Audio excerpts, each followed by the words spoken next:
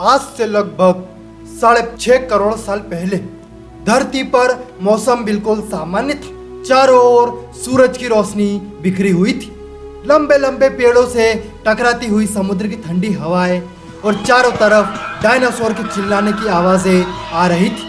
ये सारे डायनासोर प्रजाति जब ये आराम से धरती पर अपना जीवन बिता रहे थे, तब 10 करोड़ साल पहले एक छोटा एस्टेरॉइड का टुकड़ा जो दूर अंतरिक्ष से आ रहा था, वह पृथ्वी से टकरा गया। धूल के बादल ने सूरज को पूरी तरह से ढक लिया। तापमान गिर गया। पृथ्वी पर रहने वाला 25 किलो से ज्यादा का हर जीव खत्म हो गया और डायनासोर का काल खत्म हो गया। धरती पर डायनासोर का अंत एक छोटी प्रजाति के लिए एक सुनहरा अवसर लेकर आया और यह प्रजाति थी मैमल्स। इन्होंने खुद को इस महाविनाश से बचा लिया था। ज्यादा गर्मी की वजह से ये जमीन के अंदर ही रहने लगे थे और जिंदा रहने के लिए इन्होंने सब कुछ खाना शुरू कर दिया था। इतने बड़े महाप्रलय के बाद धरती फिर से सामान्य होने लगी थी। नए पेड़ पौधे उगने लगे थे। धरती पर अब जो 5% जीव बच गए थे, उनमें एडेप्टिव रेडिएशन की प्रक्रिया से नए जीव जन्म लेने लग गए।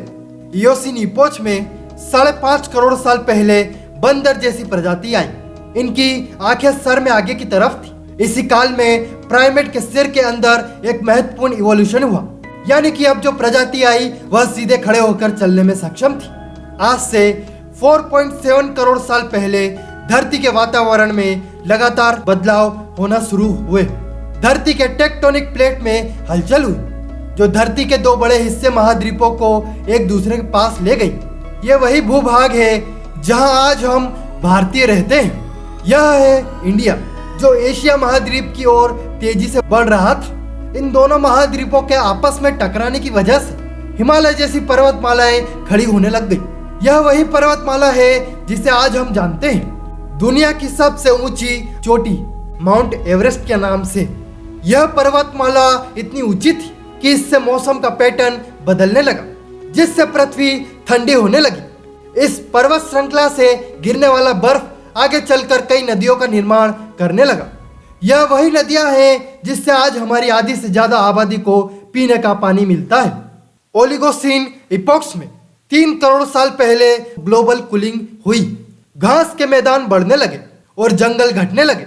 तब ऐसे जानवर विकसित हुए जो खुले मैदान में रहने के लिए उपयुक्त थे और इन्हीं में दूसरे जानवरों को खाने वाले जानवर भी विकसित होने लगे।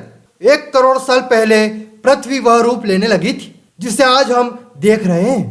धरती का वातावरण लगभग पूरी तरह से आज के समान बन चुका था और धरती के सारे महाद्वीप लगभग पूरी तरह से जाने पहचाने थे, लेकिन परिस्थितियां फिर बदलने लगी। 40 लाख साल पहले धरती की टेक्टोनिक प्लेट में एक बार फिर से हलचल हुई और अफ्रीकन के पूर्वी इलाकों में एक नई पर्वत श्रृंखला का निर्माण हुआ। यह पर्वत श्रृंखला थी ईस्ट अफ्रीकन रिफ्ट वैली। इस पर्वत श्रृंखला के उभर जाने से यहाँ के हरे भरे जंगल में आने वाली मौसमी हवाएं का मानसून पूरी तरह से रुक गया और इस वजह से यहाँ के जंगल में बारिश आनी बंद हो गई। यही इस जंगल में रहते थे द ग्रेट एप्स। हमारे काफी दूर के रिश्तेदार हमारे यह पूर्वज कहलाते हैं।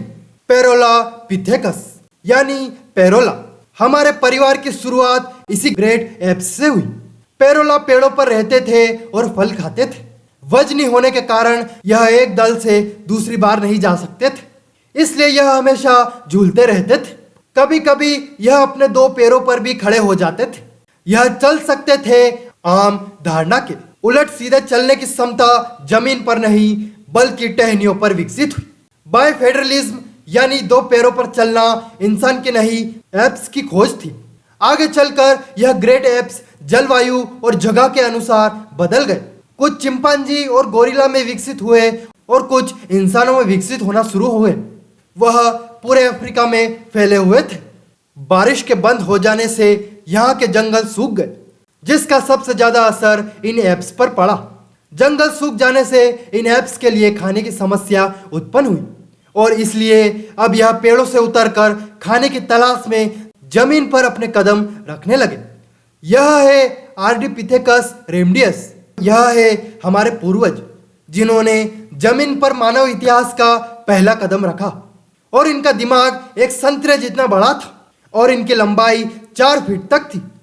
यह हमारे वंश के सबसे सीधे चलने वाले जीव थे। कई हजार सालों के विकास क्रम के बाद यह 2 पैरों पर चलने लगे। इससे ऊर्जा कम खर्च हुई थी और यह चलते चलते भी खा सकते थे। 2 पैरों पर चलने से आगे सीधे खड़े होकर दूर तक नजर रख सकते थे। समय के साथ साथ विकास की प्रक्रिया चलती रही और हमारे पूर्वज धीरे धीरे विकसित होने लगे। 23 लाख साल पहले हमारे पूर्वज का दिमाग काफी बड़ा हो गया था। यह थे होमो हेबियल्स। इन्होंने पहली बार पत्थर को हथियार की तरह इस्तेमाल करना शुरू किया। जैसे ही इस मामूली से पत्थर पर धारदार किनारा बना, हमारे पूर्वजों के पास एक हथौड़ा आ गया। हमें काटने का हथियार मिल गया, जिससे वह हजारों ऐसे काम कर सकता था जो पहले नहीं कर पाता था। पत्थर के इस्तेमाल में अंगूठे और उंगलियों को मजबूती दी, जिससे हम और अधिक कुशल तरीके से इनका इस्तेमाल करने में सक्षम हो गए। समय बीतने के साथ ही हमारे पूर्वज अब समूह में अन्य जानवरों का शिकार करने लगे थे। यह थे होमो इरेक्टस, जो अन्य जानवरों से ज्यादा होशियार थे। इन्होंने सबसे पहले आग का इस्तेमाल करना सीखा। आग की खोज हमारे पूर्वज के लिए सबसे बड़ी खोज थी। यही इन्हें गर्म रोशनी, अंधेरे और जंगली जानवरों से सुरक्षा देती थी और इसी वजह से अब परिवार भी बनने लगे। इन्होंने आग पर मांस को पकाना सीख लिया था। आग पर खाना पकाने का मतलब था कि मांस को चबाने और पचाने में ऊर्जा कम खर्च होने लगी और इसी वजह से यह ऊर्जा अब इनके दिमाग में खर्च होने लगी और इन्हें कैलोरी और ज्यादा ताकत मिलने लगी, जिससे हमारे पूर्वज का दिमाग काफी बड़ा हो गया। 2 लाख साल पहले आज के इंसान ने अपना रूप ले लिया था। लिरिक्स यानी आवाज की जो नली हमारे पूर्वज में गले के ऊपर थी, वह नीचे आ गई।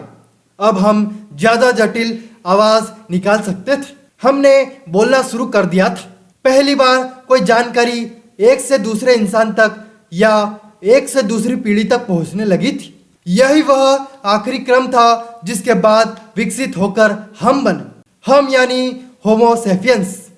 1 लाख साल पहले इंसान कहीं भी जा सकता था। हमारे पास फर्टाइल हाथ और प्राचीन हथियार थे। हम बात कर सकते थे, अपने आप को काबू में कर सकते थे। अब हम अपने अफ्रीकन घर को और बड़ा कर सकते थे। 30,000 साल पहले पहली बार इंसान यूरोप पहुंच गए। जब बर्फ अपने चरम पर थी, तब इंसान अपनी खोज में नॉर्थ ईस्ट साइबेरिया के बर्फीले चट्टान तक पहुंच गया। इससे आगे के इतने कठिन दौर में भी इंसान हर उस चीज के होने का विकास कर रहा था जिससे कि वह सच्चे मायने में इंसान बन सके। हमने खुद को उस माहौल में ढाल लिया। हम ज्यादा समझदार हो गए। उसके बाद हमने पूरी दुनिया में अपनी बस्तियां बसा ली। समुद्र के किनारे से पहाड़ की चोटियों तक, हरे भरे मैदान से लेकर पथरीले इलाकों तक हर जगह इंसान थे। हमारा हुलिया, त्वचा, बाल, आंखों का आकार, जलवायु और जगह के अनुसार बदल गया। हमने अपनी आवश्यकता के हिसाब से खेती शुरू की और जानवरों का पालन शुरू कर दिया। हमने कस्बों और शहरों का निर्माण शुरू किया। उसके बाद हमारी सभ्यता और संस्कृति का जन्म हुआ। हमने विज्ञान और गणित का इस्तेमाल शुरू किया, जिससे हमें भविष्य में जाने के लिए ऊर्जा और तकनीक मिली। यह है हमारा समय। अब हम पूरी तरह से विकसित हैं। हमारे जैसा इस धरती पर अब कोई जीव नहीं है। हम जानते हैं कि हम कौन हैं, कहां से आए हैं, लेकिन यह तो बस शुरुआत है। अभी हमारा सफर खत्म नहीं हुआ है। हमें अभी और आगे जाना है, आने वाली चुनौतियों का सामना करना है और खुद को और विकसित और आधुनिक बनाना है।